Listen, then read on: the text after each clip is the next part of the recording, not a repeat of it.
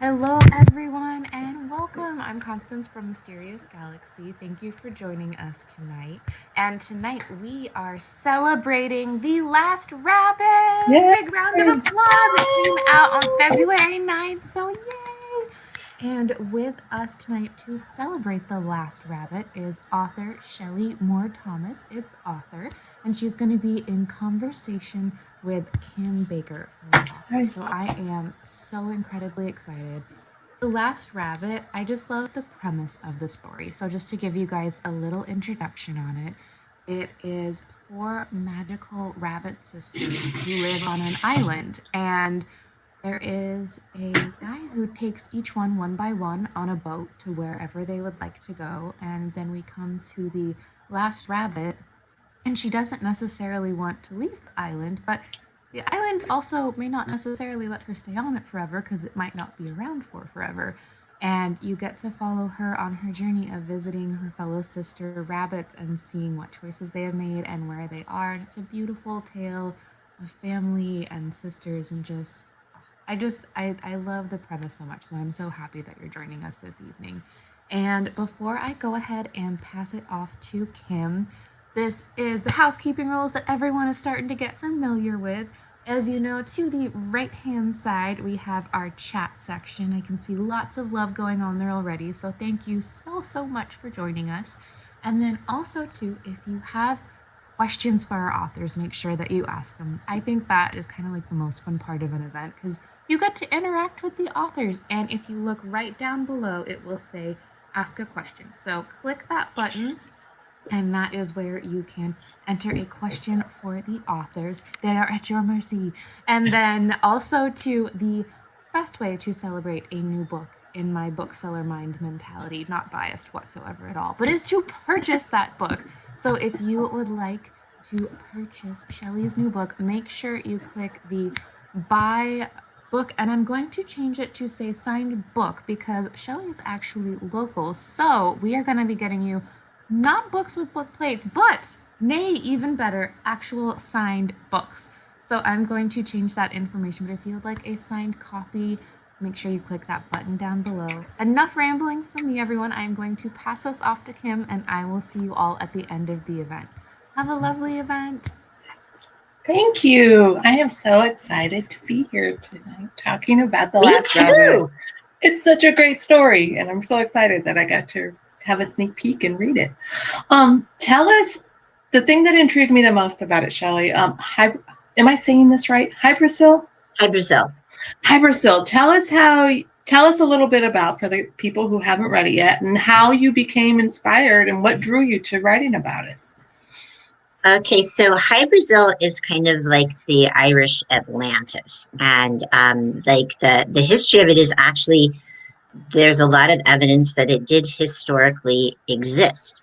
If you look at maps from like the 13th century and 14th century, it's on the map right off the coast of Ireland, this kind of little thing called Hybrasil. Sometimes it's spelled different ways, but I've heard it referred to as Hybrasil, so that's how I pronounce it. And then all of a sudden it wasn't on maps anymore. And people went looking for it, they couldn't find it, whatever. So I was intrigued by that. And I was working on another book, actually, just not really a book, an idea. And so this was kind of like a book inside of that book. And then I got really interested in Hybrasil, and I read that supposedly one of the last people to have landed on the island said that he saw an old castle, a magician, and some rabbits. And so I was very intrigued by that. So I was like, I wonder what that's about. So I just kind of played with that idea a little bit. When I have a new idea that I'm playing with, I open a new document and I just like write little notes to myself about maybe this will happen, maybe this will happen, whatever. And eventually the story just kind of starts in there. But because it's the pretend document, I don't worry so much about what's going on. It takes the pressure off. Yeah. And then all of a sudden my narrator basically leapt onto the page. Albie, and her first line, I wasn't always a rabbit, that much I can tell you. And once I had the voice, the story just really took off. I love Alvy. She's such a great character. Do you have sisters? You do such a great job with that sister dynamic. I have a sister and a brother, and I am a mom to 3 daughters. Okay. So a little note, there's 4 sisters in the book. Originally there were 6. Because the guy who saw the rabbits on High Brazil said he saw 6 rabbits. So originally there were 6, but that was just a lot of rabbits. So there's a lot of rabbits to keep track of. And I was like making the story anyway the way I wanted it to be. So I'm like, okay, we're going to have 4 rabbits now. Much to my editors, Dana's and Wendy's happiness to have less rabbit sisters to worry about with the fluidity of the story. Yeah, I find myself having to cut characters a lot too. My manuscripts are pretty crowded, so I can definitely empathize with that. Did you envision the project being illustrated? I really liked the illustrations by Julie Mellon. They're amazing, and I was just wondering, is that how you pictured it from the beginning? How did that come about? No, I was like one of those things that is... It was like a dream come true, really, because being a teacher, as I am, there's not enough, I feel like, novels and chapter books for kids that are illustrated. And there's a lot of graphic novels, which are incredible. But, I remember when I would read novels that, every bit or even just maybe once a chapter, there was just kind of a picture of something going on in the story, and I just really liked that, and it's really sad we kind of lost that. So when Wendy and Dana said, and we're envisioning this, we'd like to add illustrations, I was like, really? So I was so happy. And I mean, just look, I can't even, like, I should have it marked with like my favorite ones, but I didn't. Just look. Oh, it's wonderful. It's just so beautiful. In which I search the world for my sisters. And she just really captures the wistfulness, but they're also so simple and wonderful. And I could not ask for a better illustrator for this book than Julie. I mean, it was, wow. It's excellent. Our generation had a lot of those, like Garth Williams, I think, did a lot of like the little sketch, the little spot illustrations, or I can picture it like Cricket in Times Square and the Little House books and just all those little, I loved those too. So I'm excited about that. Bunnicula, that was one of my favorite books growing up. And I would study the pictures, just, their little nuanced faces. So it's really exciting that that's part of the book. And the finished art pieces that I saw in the advanced reader copy were really amazing, so I can't wait to look at the finished art. Oh, wait till it's like so cool, because also look, it's like, I don't know if you can see it in there, but it's like kind of fatter. It's like more of a square than a rectangle, and I don't know why that makes it feel like so special, but it makes it seem so special. It's like a very special little book, says the author, of course. Well, you have to champion it. If you don't, who's going to? You have to give yourself your own rah-rahs. I don't want to give anything away. That's the part when you read a story in advance and you have questions about the story and the plot. So I don't want to give anything away, but it happens relatively early in the beginning that we find out that the rabbits have an opportunity to go on a journey. Yes. And I was wondering, if it was you, where would you go if you had a chance to go on Boy's boat? Oh, wow. Okay, so if I got to go on the Boy's boat, and the rules of the boat are that you can go anywhere in the world, kind of in any time. You just can't go back into your own past, because that's just like weird. So I would probably, now it's interesting because I don't think it's like we'd have to do some overland travel as well, but I think I'd go to Paris, and I would just go anytime. It doesn't even matter, but not during French Revolution, I think. Maybe not then. Also, if the boy had like a rocket, I'd be interested in going into space if I got to. Oh, yeah. Off-world, yeah. I like I like the destinations that the rabbits chose and the world building that you did with those. And they each were really unique and rich. And I wanted to spend more time in each of them, but it was such a great visual that I liked them all. Oh, thank you so much. I had, this was one of those times where I really let myself have some fun with the writing. I was really struggling with another piece of writing that I was working on, and I couldn't make it work. And I had worked on it for a couple years, and it just wasn't working. So this was my secret little special document where I could make anything happen that I wanted to. And I'd be like, okay, well, there's going to be a circus. And there's going to be some animals in the circus because that's what I want. And so I was really writing to little Shelley, you know, what I would have liked to have read, and kind of big Shelley too. And it was just a place to play and to make me believe I was a writer again. So I joke with my agent that there's books that break you and books that save you. And this was a book that saved me. Oh, that's so lovely.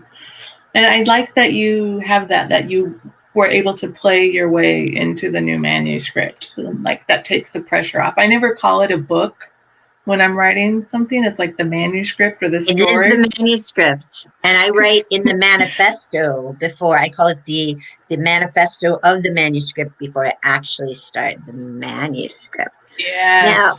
Now, Kim, when you're writing, and I don't know if you guys have seen come out this year, Water Bears. Water Bears. It's so good. It's just so good. Really and fun, but also just like so heartfelt. Did you have like a vision for the whole story as you started writing it, or did you just kind of jump in and go where it takes you? That's I jump in. I will write out a few beats to where I think that the story might go, but when I'm first getting a story, I call them sticky ideas. You have that what if, kind of like what you were writing in your notebook, and then you get another piece of it, another piece, and it's like they kind of work together. And a lot of the ideas, you know, they just pass through and you forget about them, and you look back and you think, oh, I totally forgot about that. Even if it seems on the page like it might be a really wonderful story, it doesn't stick to you. So like a burr, like if you're walking in the meadow and those little bits that stick to you. So for the Water Bears, it started out as a different story. Some kids find a bear on the beach and they think it might be granting wishes. And at first it was an electric guitar with barnacles and stuff on it, because I thought I wanted a story called Power Chord. And I was kind of a rocker kid. I really liked like rock music when I was young, and I wanted to write a story like that, but it wasn't working. And I had I was playing around with tardigrades and bears and this kind of imagery, and I've always liked bears and been drawn to them. So I was playing around with that on the side, and the story kind of morphed into this different story. I thought, oh, I'll write about bears next. But I'm not a musician, and the first story wasn't working at all, and it just morphed into this other totally different story. And I wish there was more of a straight line to get to stories, because it would be more efficient. But for me, at least, it's really meandering. It's so meandering. I may have like a few beats, but then it's like, I don't know if I'm not some writer, and some writers, they like that. They like calling it a book when they're working on it, and some like having everything plotted out that's going to happen, and it's just not the way that I work. I wish it was, but everybody has their own process. I just write a few beats. What about you? Tell me about your writing process. I never know what's going to happen, and I always forget from one day to the next what I wrote. Mm-hmm. So that's why it's really important to write stuff down, because I don't remember.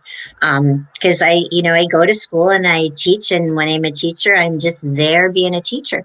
And then I'll get home and I'll open up the document and go, oh, well, I forgot I went that direction, so it really is very meandering, which makes copy editing so fun. Copy editors are where they look for any errors, and it will be like, oh, that's interesting that she just walked in over the bench because there wasn't a bench there before, and now you have a bench there. And how is it Thursday this day, and then all of a sudden it's Wednesday evening, but the morning, and all of that stuff that I don't remember because I'm just throwing details. And so it makes it more difficult, but I find that I just need to trust story. I have a deep love of folklore, and I love researching legends and myths and folklore of all kinds. And so I just like to, when I'm writing, just see where the story wants to go. Yeah. Have you always been attracted to Celtic folklore? Yeah, there's like some heritage there, and so I have researched it probably the most. But I do, in addition to teaching and writing, I'm also a storyteller called the Story Queen. Dun dun dun, dun. Hello, all of you guys. Oh wait, how could I forget the royal wave? And when I am the story queen, of course, I talk like this, which is very, pretentious probably. But then it's not about me, even though it looks like it's all about me, but it's not about me. It's about story. And so I collect stories, and I go and I do assemblies for kids, and I bring puppets and sometimes little friends. What? Baby Yoda! I told him he was not invited. So anyway, I like to be a storyteller. I love stories, so that really that I'm going to put it back on right after this is over. I love the crown. There's the cape too, and there's the whole thing. So I just love stories and storytelling, and writing gives me just another way to create my own stories instead of just telling stories that are part of collective human heritage. Yeah. I bet you are so much fun on school visits. I bet the kids adore you, and in your classroom. I love school visits. In my classroom, kids are little like, I thought you were going to be the story queen every day. Oh, no. More story queen. You must earn the royal story time.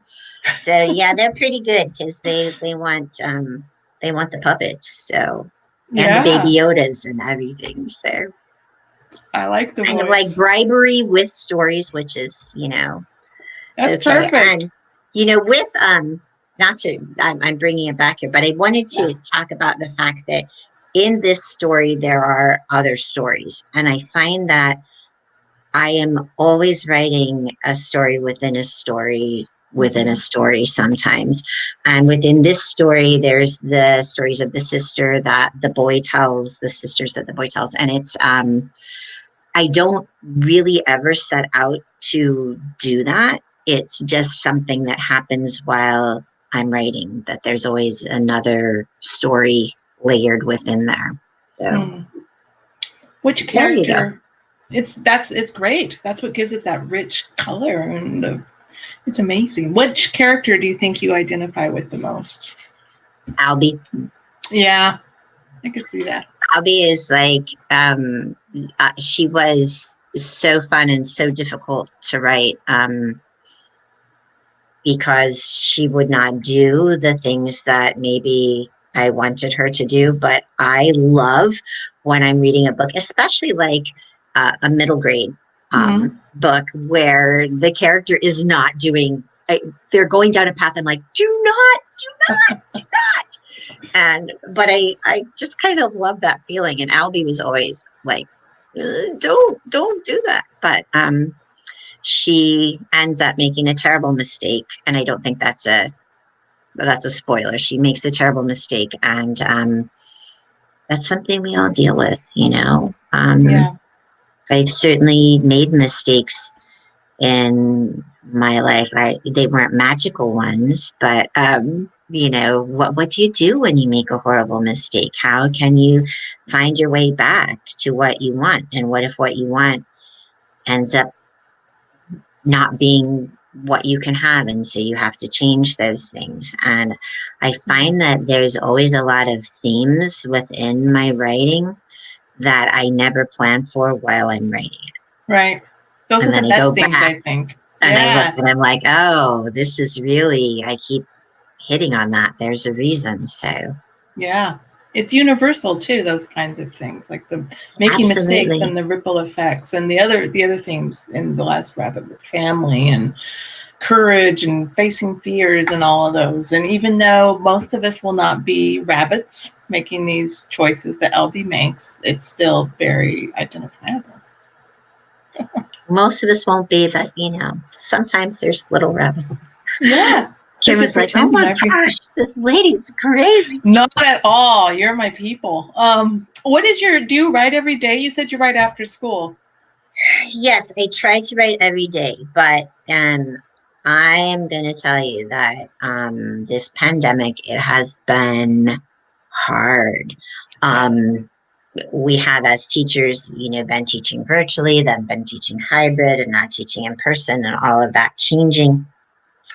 And teaching really takes up, it takes a little piece of that, for lack of a better word, soul, which is the same part of you that writing wants to take. Mm-hmm. And so it's been hard. But if I open the document and I get one sentence in, mm-hmm. then I'm like, okay, that's something. So, but usually I'm sitting there like, wake up. Do you do it before school or after school? No. After. Okay. Evenings, weekends, but never. The morning is like check email. Realize that I'm never a fast responder on email. So check email, make a plan to answer that email later. Think about what I'm going to say. Get ready. Go. Run. Go. A lot of my favorite writers are like wake up at 5 a.m. and write kind of people. And I think there must be something to it. And I think it sounds intriguing, like right when you're sleepy and you don't have that inner critic bothering you, but I've never been able to do it. I write later in the day as well. But I'm impressed that you can do it after school. I used to teach and I wasn't a writer then. And I did not have a lot of brain power when I came home at the end of the day. So that's impressive. Well, but then when, it's like, when are you going to do it then? Right. I'm not in the morning. I would get with my luck, I get lost in it and then look mm-hmm. at the time and go, and not get to work on time. So it's kind of got to be afternoon or evening. Yeah. So, but never very long. I don't write for long chunks of time. So like half an hour to an hour most, and then off to something else. That's good. And I think that like tricking yourself, like just write something. And then even if you only get a little bit, but chances are you'll keep sitting there and you'll keep working on it. What's the best part about being a writer for you? You had some of your students. That was one of the questions. I asked kids at my school what they wanted to know about writers. And they said, what's the best part of being a writer? And I would say it's kind of that feeling of being a professional imaginer of things, just being able to imagine stuff and see it. Like really the best part is like, I think it is when you see the book for the first time, maybe. Or maybe the best part is when you know that I think it's going to be a book. I think I can finish this and it's going to come together. Yeah. Whether or not somebody ever buys it, that feeling that I'm going to finish this, it's going to come together. Because the writing to me, I love. It's the best part. The first messy, hideous draft of a book is my favorite. The revising, although I will say that revising The Last Rabbit was the most fun I've had revising. I don't know. It was just really awesome working with Wendy and Dana, and their guidance was really not painful. Yeah, they're a great team. Full disclosure, I also work with Wendy and Dana. Yeah. Wendy Lamb and Dana Carey. Mm-hmm. Wonderful. So, do you write longhand or on the computer? Okay, interesting. Both. Okay. Both. When I am writing a novel, mostly it's on the computer. Mm-hmm. Unless I get stumped, then I will write a scene in the notebook. When I am writing a picture book, which I also write, those are always by hand. Okay. So it's just like a different voice that comes out. And if any of you guys are out there that are some of the kids that were asking the questions, there he is again, little Grogu. I do have a writing book that I carry around with me everywhere, because you never know when you might get a few minutes to sit down and write. And so, you know, I do keep it in. And then on the, now I'm going to make this blurry so you can't see it. This is my idea page, where, so if I'm ever sitting down, I don't know what I want to write about, I can look at the idea page and go, oh, well, maybe I'll write about that today or something. So I started buying cheap notebooks too. I found myself too precious with the really nice journals, and people give writers a lot of journals and they're really fancy, and I can't ever use them for just like my scribbly, you know, rough draft and writing. So I get like some really cheap, thin. Oh, and they're really thin. They only have like 50 pages each. And then I have closure when I fill the notebook up when I'm done with that notebook. Well, the queen likes the fancy ones. Whatever so works. I write in the fancy notebooks, and I make them all scribbly and hideous when I'm writing, and I love it. I have different colored pens. And okay, like look at this one. I'm writing a book in this one. Look, written in the stars. Look, isn't that's just gorgeous? So yeah, and the junk that I am putting in here is like not beautiful, but maybe it will be a book someday. You never know. I love how everything's different for everybody. There's no one way to do it. It's the right way. I used to tell, when I visited schools, I tell kids that the best part of being a writer was wearing your pajamas every day, that I could work in pajamas or a bathrobe. And now we're all just wearing our pajamas every day. So I'm going to have to come up with something else. But reading all the time, that's excellent. That's a perk. Well, that is true. Making things up, talking to other people about stories. There are lots of wonderful perks to being a writer. Oh, okay. So what books have you loved lately? That was one of the questions that kids asked me. Yeah, I always blank when people ask me this. I read all the time, and I blank out. Okay, well, I'm going to turn it back around to you. Okay, turn it to me. I love this book. It's really good. It's a great book. And yeah, okay. Now, all right. So I love this one because I have a love of space, and someday I will have a space book. I just don't know when. Loved this one. We Dream of Space. And not just because it won like a little medal, but you know, such a good book. Aaron and Trada Kelly, We Dream of Space. I love this. Okay, and kids are always asking me to give them a scary book recommendation. And this is the scariest book that I read all last year. And it looks like it's scary, but not scary. But this is Scary Stories for Young Foxes. Yes. Oh my gosh. It's terrifying. And yet it's kind of really cute and adorable.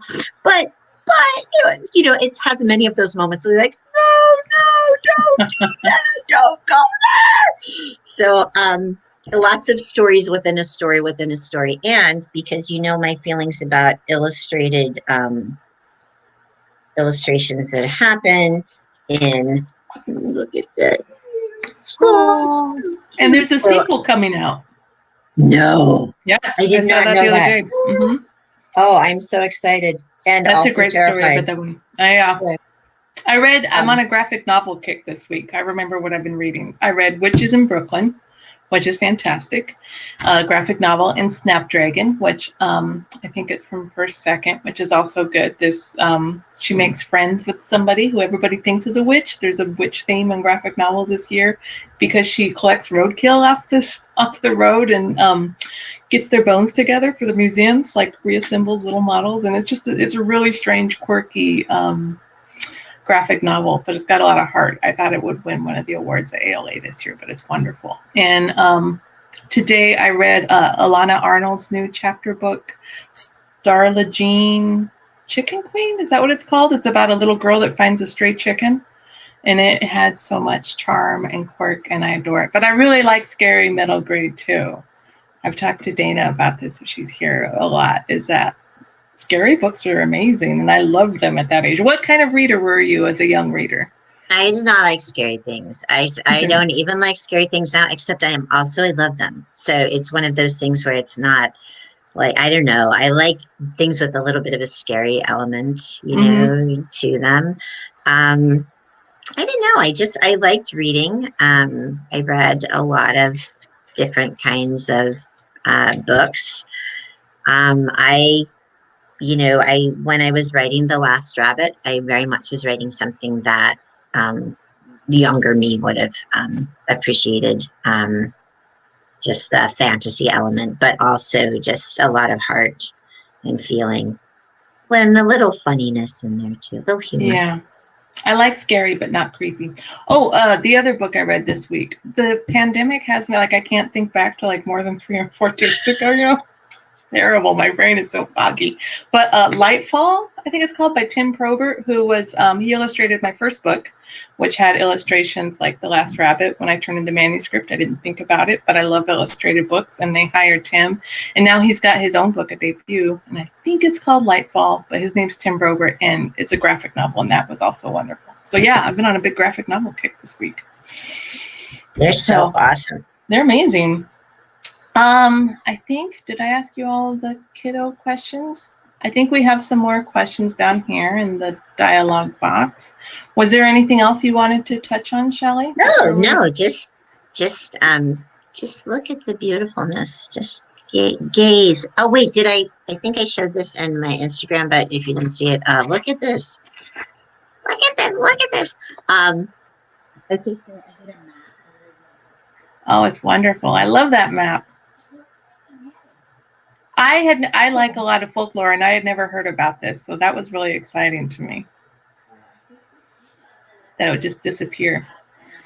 So how did you come across it? How did somebody, Nancy Villalobos just asked, how did you learn about it? How did you find the information on that?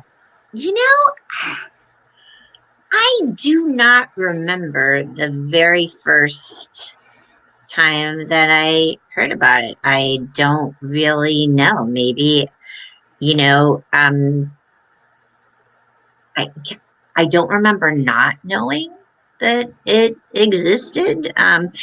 My guess is that when I was writing Secrets of Selkie Bay, which was dealing with, I had an island in it also. Yeah. And so did my book before then. I'm not allowed to put an island in anything I'm writing right now. Oh, that's funny. The Water Bears had an island. There's something in the ether. I know. I love your island. So, I think when I was, and it was this island that was there and wasn't there, my guess is that it came up in there and it just lodged itself in there. And, but I don't know for sure. Just came up. Did you get to pick, somebody asked, did you get to pick which scenes were illustrated, and how was that process? No, I did not, but that was okay. Dana and Wendy had some definite ideas about what they thought would make for good illustrations, and I think it was really cool that they were inspired by certain scenes that they thought, I want to see what that looks like. So that was kind of awesome. I am always, especially with picture books, people ask you, did you get to choose the illustrator? Did you have a lot of say? And I never get a lot of say, and it's kind of like at the end of the process, and we're sure you'll like it as much as we do kind of thing.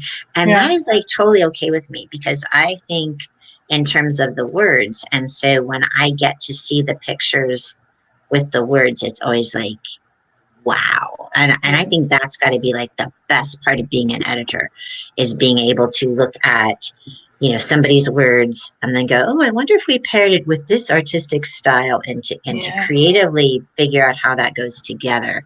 And, that's just got to be awesome.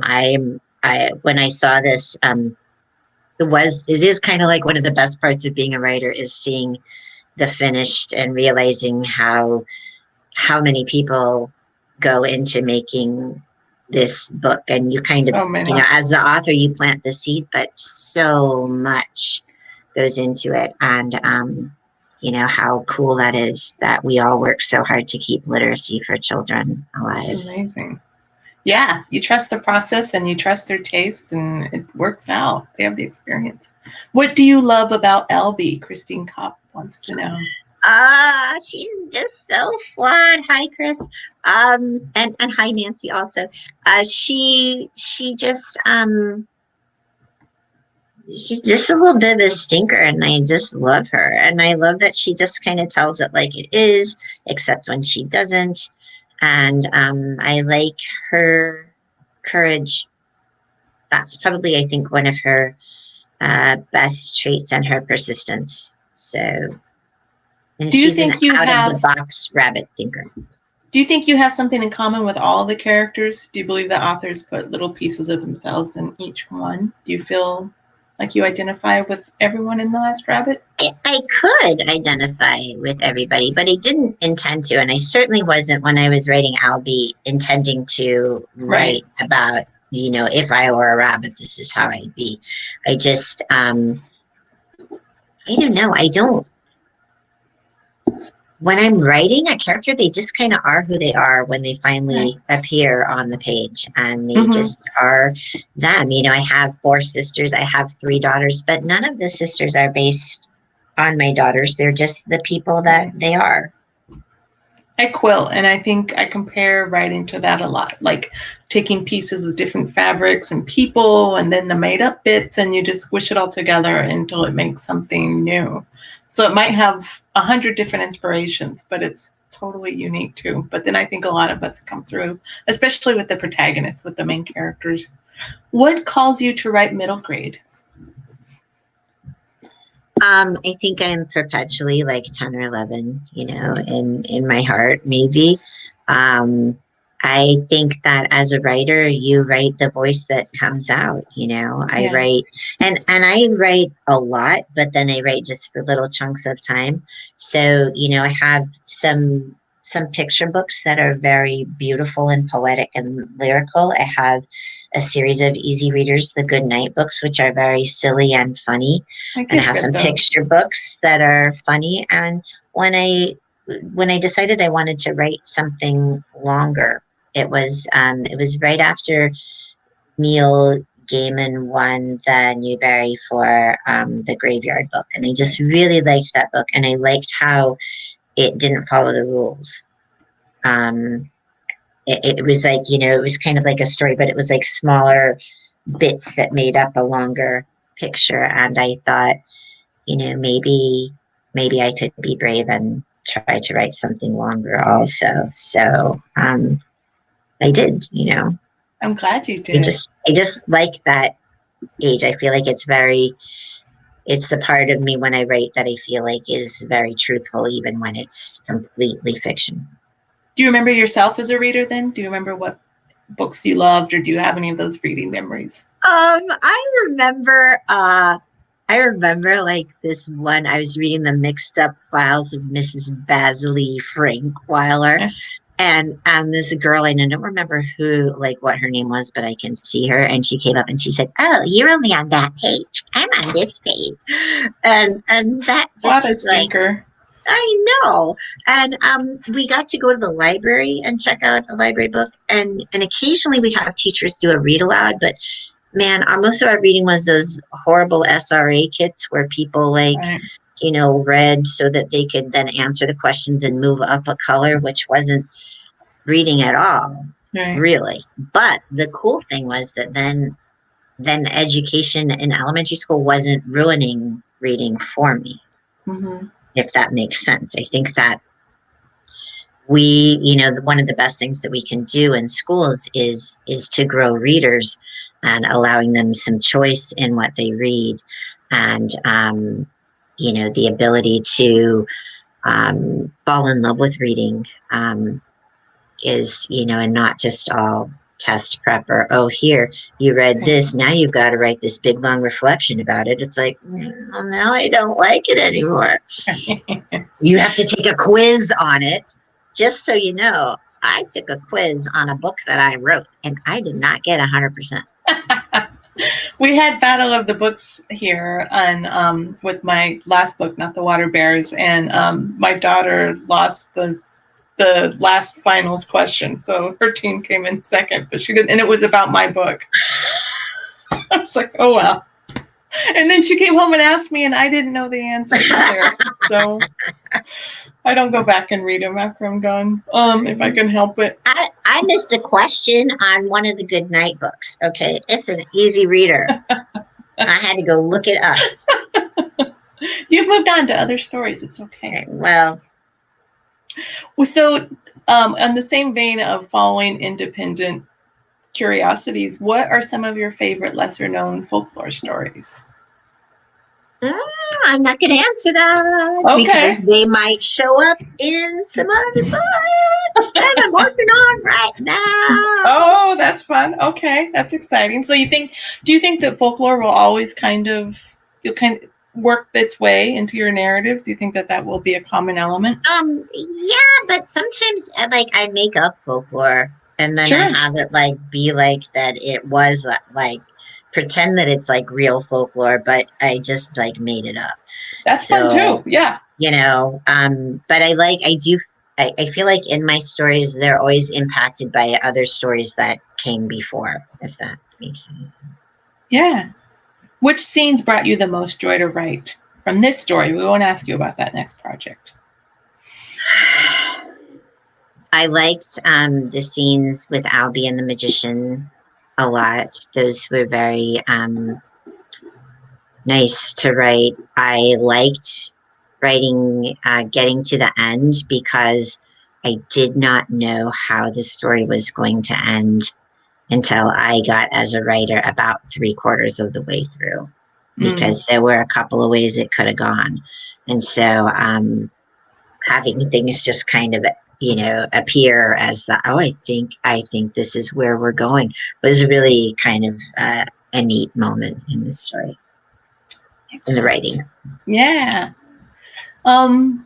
Let's see. We both mentioned that we love graphic novels. Would either one of us have a graphic novel adaptation of any of our novels, or do you have any ideas for a graphic novel? I would love to write a graphic novel. I really enjoy writing dialogue. And like we said, we enjoy illustrated books. And I read a lot of graphic novels. That would be amazing. That's one of my goals, to write a graphic novel someday. How about you, Shelley? I'd love it. And if ever I had like a book that was like, you know, that they wanted to make into a graphic novel, that would be awesome. I would love to try my hand at it sometime. It just has to be the right story. Yeah. For me. My daughter was a reluctant reader, and she read graphic novels almost exclusively for years. And now she still reads them, and then she reads longer works. But just having, you know, child-led reading, there should be a lot of graphic novels in that. That's what they're drawn to, in my opinion. That's my soapbox. When you're writing stories, Matthew Berger says, when you're writing stories with magic for a younger audience, are there certain things you take into consideration when creating the rules for magic? Do kids all about the rules a lot like adults do when they read fantasy? That is a good question. I don't think about it while I'm writing it, but I do have to think about it when I'm revising, because you know, some of the things are like you think that, you know, you've set things up, and then it takes like some outside eyes to say, well, this happened here and it didn't happen here. What are the rules for this particular magical thing? And then you have to kind of think about it. But I don't worry so much when I'm writing it, because if I worry too much, then I'm anxious enough that I think it will be all horrible anyway, and I won't even try. So I do worry about the rules when I'm revising, but if you don't catch all of this stuff, then it makes a little plot hole, and you know, you don't want that. So do you go back and read as you're drafting, or you just keep pushing forward? Both. What's saying? I don't even know what I'm saying anymore. Both. I have to go back and read if I don't remember what I wrote, which is a lot of the time. But I don't like to go back too far, because then I might like be too not moving forward. I have Right. to get in the frame of mind that, okay, I will accept however junky and messed up this is, if I can just get further, because I can always fix things once they're on the page, but I can't fix it if it doesn't get there. And that's something that when I taught writing workshops for kids and young writers, that you can always revise stuff, you can always make it better, but you have to get it on the page first. So yeah. So do you edit it all as you're writing, or you save it till the end of the draft? kind of both. It's never like, oh, I wrote every day and here it is. It's like, Right. no, go back. And I do record my little conversations with myself, not like record them auditorily, because I never listen to them, but in my little manifesto document, I'm like, well, what if this happened here? Well, this can't happen because of this, and I actually have conversations with myself on paper so that I can look back and see that, oh, well, I did think about that, and that's why I didn't do that, or whatever. Yeah. Lainey Taylor, I saw her speak once, the YA writer, and she has an open document beside her drafting document for all the notes and everything, and that's where most of her word count goes, because it's just that kind of brainstorming and working her way through that. And then she has the draft separate. And since I adapted that and I use that, and it's amazing. And then you can just put anything you want in there. And then I do that in the actual document. I just do it in all caps. Okay. Come back later and fix this part, or you will need to address this, or I do not feel like writing this scene now. Come back and write this scene, or whatever. So, and Lainey also, I love Lainey Taylor, and she's amazing. I love the way that she writes. And one of the things that I started doing during the pandemic, which was really helpful, is she talked about having an attic notebook where you just every day write, like on the, much like I do my idea page, you just have like some stuff maybe you'd want to write about sometime, and then every day you give about 15 minutes, half an hour to writing it, but you can't read any of them until you're all done, and then you put it away for a while, and then you pull it back out, and it just is a way to kind of unlock this stuff. And I felt very locked up during this whole COVID thing, and so it was like really freeing to do. And I think there's some a couple of little jewel nuggets that might find their way into a larger book. So she's wonderful. Okay, here's a serious question from Noelle. Okay. If you could, which universe would you join? Star Wars, Star Trek, or Harry Potter? Oh, she knows. This is like, okay, Noelle is my daughter, one of my 3 daughters. And that was like always like the big debate. And okay, so Noelle, like right now, do you need to ask? I go where Grogu goes. That is, this is the way. So, yeah, so there, Noelle, of course. I'm with your mom. I'd go Star Wars too. No question. I'd hang out on Endor for a while. Return of the Jedi was really formative for me as a kid. But I do love The Mandalorian. So good. And I'm excited about all the other Star Wars shows they have coming out. So much. So much. I really like Solo. Yeah, I like that too. And I feel like Jon Favreau is like, and now he has the chef show.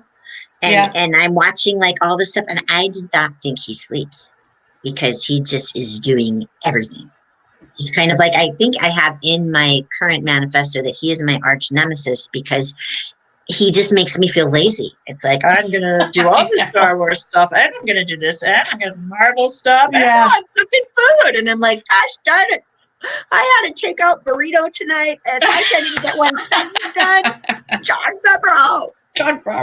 Him and Beyonce. Come on. They're amazing. They just work and work and work. So what's next in the pipeline? We've had a couple of questions. What project are you currently working on? If you can share anything about it. I can't really share too much, because I have this thing when I'm working on something, if I talk about it and then I listen to myself talk about it, I might think that it sounds stupid, and then I won't want to work on it. So, but I do have, I have 2 middle grades that I'm working on right now. whichever, and that's so that I don't have an excuse not to work on something. So it's like, okay, you don't want to work on this one, then you have to work on this one. Yeah. So, but it's very slow going right now. And I'm working on, I have some picture books happening in the not too distant future. So we'll hear more about those soon. Excellent. I went to a talk, or didn't go to a talk.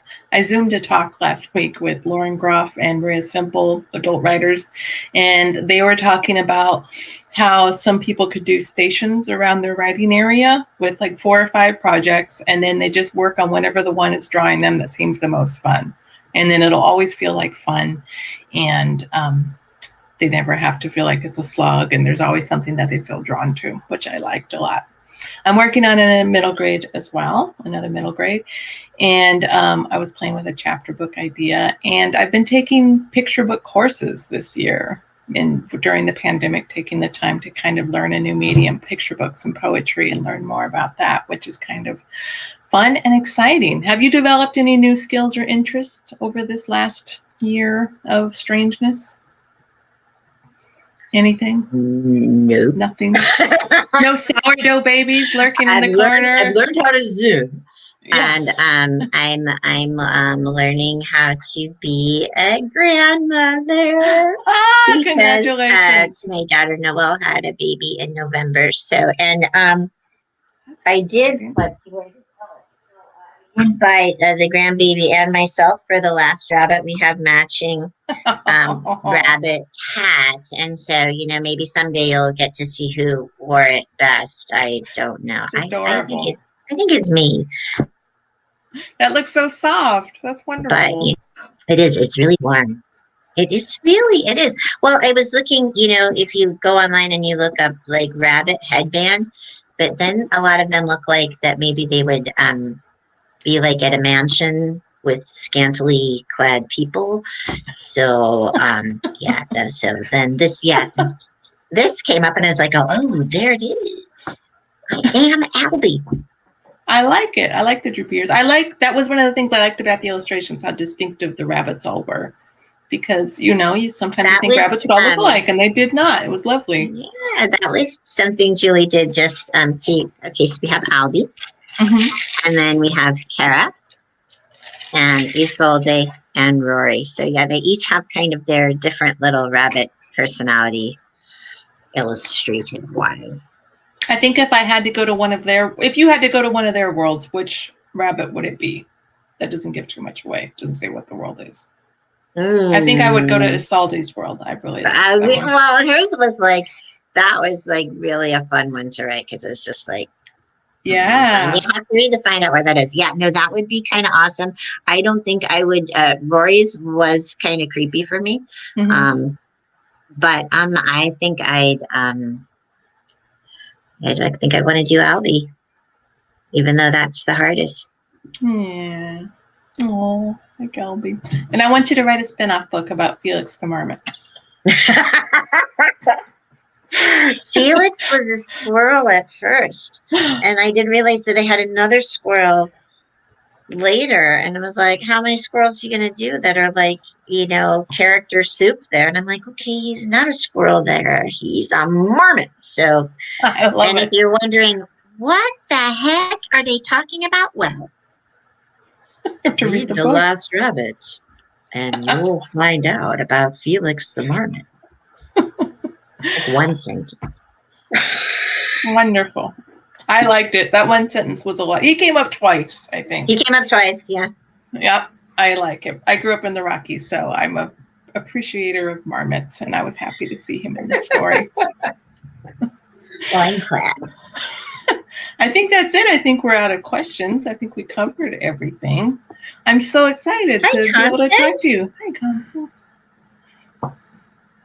Everybody should read The Last Rabbit.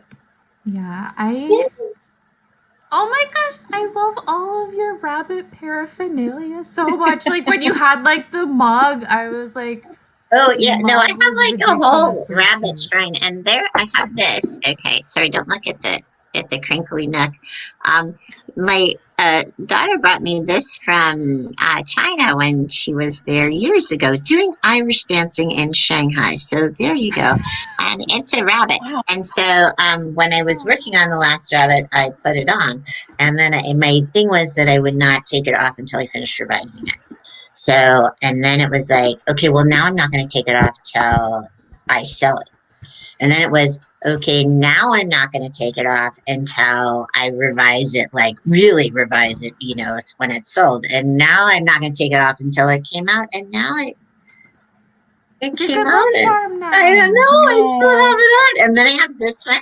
This is an Irish coin from my daughter that, and it has the Irish coin has a hair on it and, you know, and a harp on the other side that's been kind of fancified up. So, yeah, there's all kinds of rabbit stuff happening.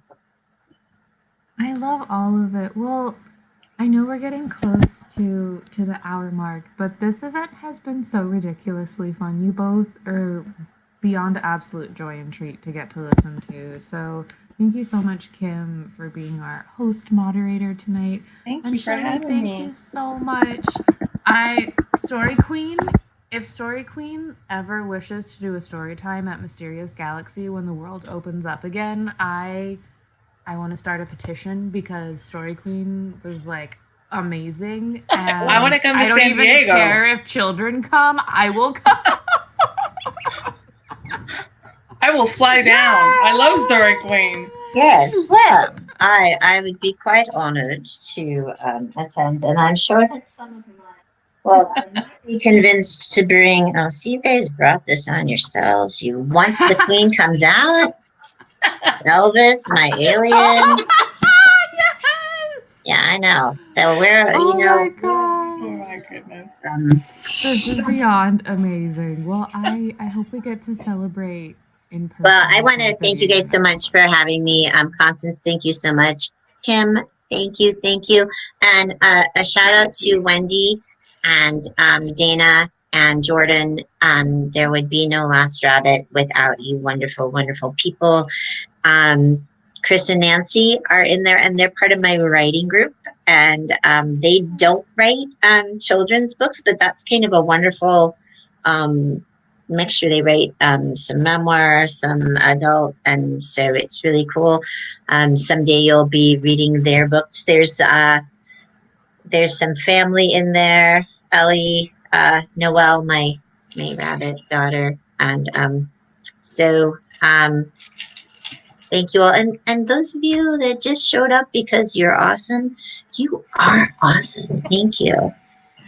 Agreed. Baby Yoda says so.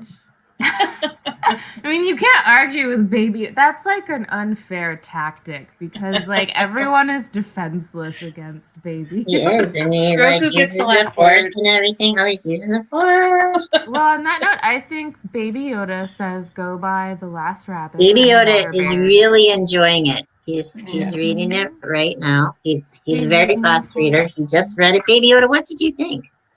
Oh, I think he's giving a thumbs up. Yes. 6 fingers way up. That is your baby. Yes. Well, I feel like I could talk to you guys forever. It's so much. I could probably talk forever, which everyone is like, "Oh, please, it's going to be rude if we just get out of here." But right there. No, they're like, Shelley needs to shut up now. They're like, no, we've been in quarantine and we actually are getting like a sense of humor and someone. They're like, no, it's amazing. But I do have to be this is the worst part of events. I have to be the bad guy who ends them. But we will say thank you so much to everyone for joining. Thank you for all of the amazing questions, love, and support. And we will see you all next time. Thank you so very much, Shelley, and also happy book birthday on the last rabbit! And thank you so much to Kim for joining us and moderating. Now, everyone, thank you again, Kim. Hop out there and go grab your next story, and we'll see you next time. Bye!